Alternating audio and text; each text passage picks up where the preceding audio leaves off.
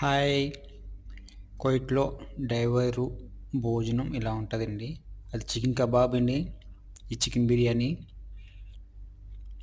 ఇంకా ఏంటంటే అందరికి ఒకలాగా ఉండదండి.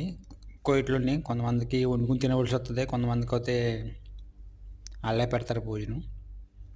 మా ఇంట్లో అయితే భోజనం చాలా బావుంటదండి. మా బాబాయ్ గారి ఇంట్లో చేసేది కూడా మా వోళ్ళే. ఇది కబ్బూస్ అంటారండి.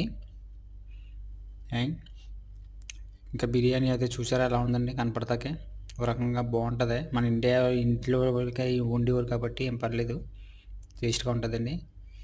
కబూస్ ఉండి ఇంకా చికెన్ పీసు చాలా అంటే చాలా టేస్ట్‌గా ఉంటాయి. మా ఇంట్లోనే చేస్తారు. బంగాళదుంపండి, చికెన్ కబాబ్ చూసారా ఎలా ఉందో భోజనం. చాలా అంటే చాలా టేస్ట్‌గా బావుందండి. వేడి వేడిగా వచ్చింది. కొద్దిగా గోరేసుకుంది కానీ బావుంది ఎంచక్కానండి.